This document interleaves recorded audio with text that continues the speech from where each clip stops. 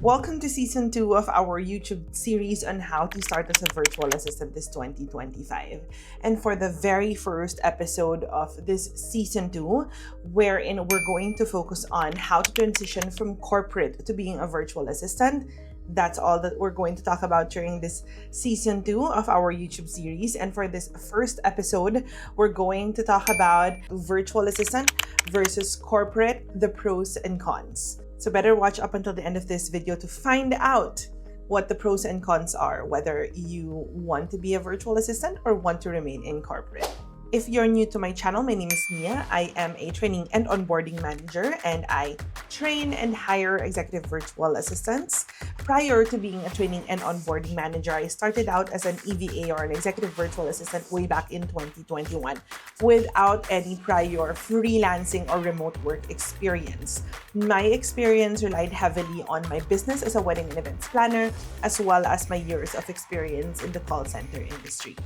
So for today's episode, we're going to dive into one of the most common questions that I get asked whenever in my social media or when I'm out is remote work really better than corporate, or is this just a trend? We are going to break down the real pros and cons of both so you can figure out which one really works best for your lifestyle and for your goals. Let's first look at the obvious. What are the biggest difference between remote work and corporate job? So for corporate job, it's usually very structured. You work from 9 to 5, 8 to 4, depending on how many hours you're required to work. And also you have a fixed salary, which usually comes with the benefits. So you receive your pay probably once a month or twice a month, 15 and 30. And then you have your fixed benefits that are offered by whatever corporate company you're working for. So you have your health insurance, you have your government benefits or government mandated benefits, and paid time off.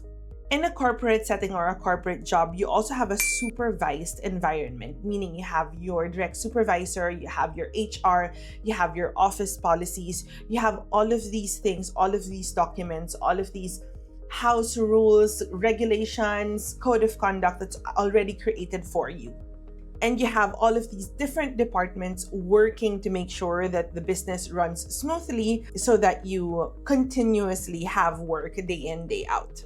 In a corporate setting as well, commute is definitely required, meaning you have to go in person to the office of where you're working for. For example, I live in Marikina City. Most of the work here in the Philippines is way in BGC or in Makati, which is about 2 hours if it's a good day, 3 hours if it's hell of a traffic to go to the office and then go back home. So that usually about 5 to 6 hours of your day already spent in commute. And that is required when you work in a corporate job, unless they currently offer hybrid or they also offer a work from home option. In a corporate job as well, if you would like to find growth, there is a defined career ladder when it comes to corporate setting, meaning you have to apply for a promotion, you would expect a promotion after a few years of working with the company, or if there's no movement, which doesn't really happen, it would take years before you get a promotion. So there is a fixed ladder, corporate ladder or career ladder in a corporate setting. Now let's talk about remote work. So for remote work, you can actually work from anywhere that you prefer. I work from my home office. When I want to travel, I work in a beach, or if I want to spend some time in a coffee shop and have a deep work session, then I'd go proceed in a coffee shop where it's quiet. I have my headphones. I can travel different countries. I can apply for a digital nomad visa in Spain and work in Spain. That's the, I would say, structure of a remote work, if you can say so. And then you also have more control over your time. If you are like me, if you are an executive virtual assistant, you usually work fixed hours as well. But if you are someone who's in a project-based setting with your client, then you have the freedom to actually work anytime you want. Since we're already on the talking point or discussion of project-based, you have the option to choose whether you want a career that is project-based or a career just like mine with fixed hours, with a more structured freelancing or remote work feeling. In terms of the community and communication, everything with remote work, of course, is digital. You communicate through Slack, through Viber, to Google Chat, to Zoom, through Google Meet. So you don't really have someone there beside you in person since, of course, we're working remotely. And last but definitely not the least, when you decide to go fully remote, you are changing, or you have to actually change your mindset from having an employee mindset to transitioning to having an entrepreneurial mindset, because as a remote worker, as a virtual assistant or a freelancer, you already have your own business. I keep saying this and I will keep saying this time and time again, that if you decide to be a freelancer, you are a business owner. You are selling your services, meaning you are going to create your own policies, your own regulations, your own contracts. You're going to file for your own government benefits. You will do all of the legwork. So you have to make sure that you are ready to do that. There is a saying here that in corporate, the structure is actually built for you. In remote, you build the structure for yourself. And that's according to ChatGPT. The next thing I want you to look at when it comes to comparing corporate from remote work is the difference between flexibility and stability. Which one do you think is better for you? So ask yourself, is it flexibility or stability? A lot of people, of course, at the beginning, if you haven't tried freelancing or remote work, you definitely choose the security of stability, meaning the stability of the corporate industry, wherein you have your regular paycheck and you're going to expect your paycheck or your salary on a specific day, month in, month out. You also have your secured benefits like health insurance, retirement, government benefits paid for you by the company. You have a more predictable routine. That's why you find security in the stability of the corporate industry. You also have less risk and fewer unknowns with the stability that the corporate industry gives you. Now, let's look at the flexibility of the remote work industry, wherein you can set your own schedule, you can work around family, travel, or whatever lifestyle needs you have. You also choose who you work with, because with the corporate industry, they will tell you what to do, they will tell you who to work with, who their clients are. But with remote work, you get to choose who you work with, you get to choose the client you want to work with. And of course, you take breaks when needed because you own your schedule. You are your own boss. So you can take bathroom breaks anytime you want, as long as, of course, you still make sure that your client knows if you're going to take a long time. So ask yourself, when thinking about if you like flexibility or stability, what matters most to you right now? Is it time freedom or financial stability? If you're going to ask me, time freedom and financial stability is very important for me. And I can definitely tell you that you can have both in the remote work industry. A very important thing to consider as well is financial considerations before you transition to becoming a remote worker. So let's say you've been in the corporate industry for years. It's going to be hard to transition to the flexibility of the remote work because you'd had that stability in the corporate industry for years. Now let's talk about the financial considerations that I just mentioned. So in corporate, we keep on saying this, you have a fixed monthly income. Your employer handles your taxes and your government benefits or your government contributions and other benefits. You also have a fixed paid time off, sick leave, and sometimes fixed bonuses and yearly increases. Now, in a remote work or in the freelancing work, you manage your own income, which may change from time to time.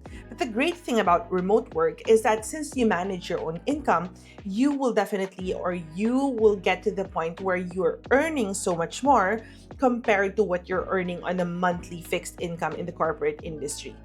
But the downside also is as a remote worker, sometimes you're going to lose a client and you're going to have a hard time looking for another client.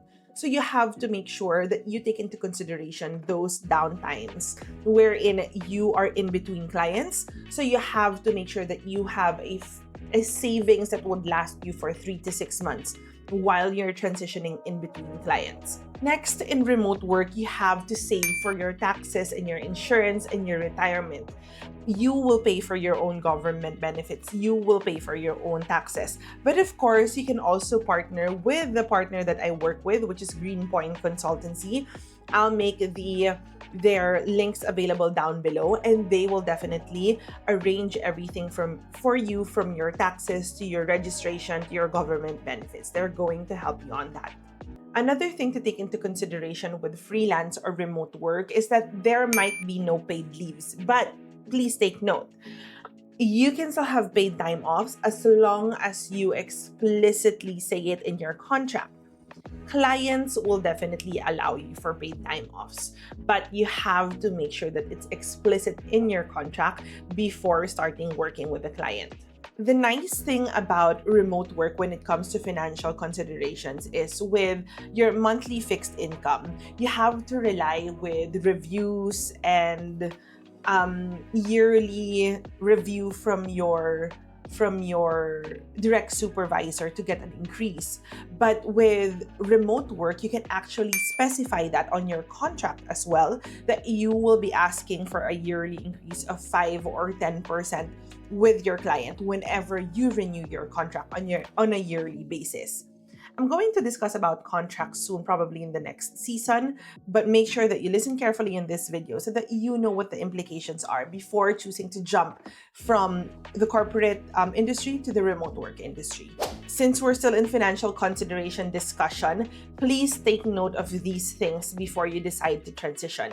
I already mentioned that you have to build at least 3 to 6 months of saving before you jump into freelancing full-time, because you are a business owner. So there would be times wherein you don't have clients or customers. So you have to make sure that you have that enough savings to get you through those dry months. We also talked about in a few episodes back that you can start freelancing as a side hustle. So you can get your toes wet for a few months and see if it's really something for you. So that if you feel like, no, not comfortable with being my own boss or starting my own business as a freelancer, then you can always have your secured corporate jobs still available for you to go back to. Another tip before you transition is you have to understand how invoices works, how to set your rates, and how to manage your expenses. Because then again, sometimes your expenses as a freelancer varies from time to time. You might have a client now, or you might have a client with a lower rate, or you have a client with a really big rate, but then you're gonna lose the client. So it's like a wheel. It goes up and down. So you have to make sure that you know how to manage your expenses. This is something that I am currently learning right now because I've never earned this much before. So I'm so excited to spend and buy all of the things that I want to buy, travel wherever I want to go. So I don't have that savings yet. I don't have the security of the savings, even though I'm earning so much already. This is my mistake. So this is something that I'm trying to correct this 2025, and I'm going to talk about this soon as I have already 3 to 6 months of savings and I've already learned how to manage my expenses. I'm gonna get there soon, and I'm gonna keep you updated on that. In the first few points that I've discussed, it feels like I keep on saying there's more pros on freelancing, okay? But I want you to also see what the challenges are, which is what I'm going to talk about right now, which is the challenges of working remotely.